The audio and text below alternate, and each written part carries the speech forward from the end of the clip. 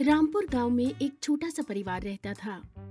उस परिवार में सोनू नाम का एक लड़का और उसकी एक बहन पूजा और दोनों के मम्मी पापा थे। एक दिन पूजा और उसकी माँ साथ में बैठकर कुछ बातें कर रहे थे। पूजा, अब तो सोनू के लिए रिश्ते आने लगे हैं। तो क्या हुआ माँ, इसमें दिक्कत क्या है? कर दो भाई की शादी। अरे कम दिमाग की लड़की, आजकल देख नहीं रही हो क्या जमाने का हाल है। कैसी कैसी बहुएं आ रही हैं। मैं सोच रही हूँ गरीब परिवार की लड़की लाऊं ताकि जो मैं बोलूँ वो वही करे। अरे माँ, याद आया मुझे, मेरी एक फ्रेंड है जो बहुत गरीब है, पर वो बोलती है उसे अफसर बनना है।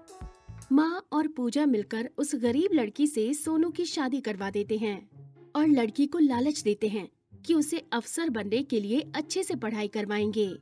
शादी के बाद जब बहू घर आती है तो, भाभी देखो, यहाँ अगर आपको पढ़ना है तो पहले घर के काम करें, फिर पढ़ें।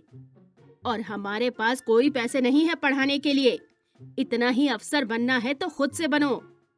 तभी उसके ससुर उसके पास आकर और उसे छूते हुए बोलते हैं, अरे बहू, तुम्हें जो चाहिए मुझसे बोलना, मैं तुम्हें सब कुछ दूंगा। ये सब देखकर बहू रोने लगती है और सोनू को तो बस अपने जॉब से मतलब था, पर वो अपनी पत्नी को बहुत मानता भी था। देखिए जी, मेरा एग्जाम आने वाला है, मुझे आपसे और कुछ नहीं चाहिए, बस मुझे बुक्स चाहिए। ठीक है, आज लेते आऊंगा। बहू मन लगाकर दिन रात पढ़ती है। ये देखकर उसकी सास को बहुत दिक्कत होती है। अरे बहू, खाना नहीं बनाया तुमने? तुमसे अपने बेटे की शादी करके गलती कर दी मैंने। चल जा, पहले खाना बना।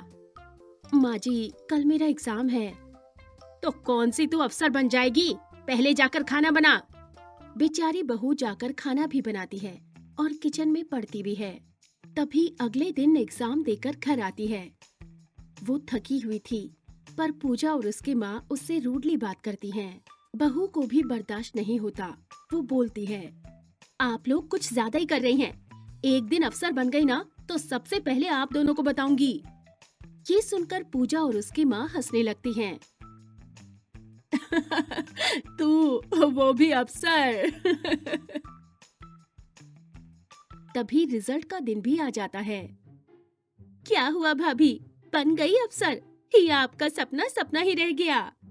अरे ननद जी, मेरा रिजल्ट आ चुका है और कल से ऑफिस भी जाना है। अफसर बन गई हूँ, आपकी तरह चापलूसबाज नहीं। ये सुनकर पूजा और उसकी माँ दोनों का मुंह बन जाता है और दोनों बहू से माफी भी मांगने लगती हैं। ऐसी ही और इंटरेस्टिंग कहानियाँ देखने के लिए हमारे चैनल को लाइक और सब्सक्राइब जरूर करें।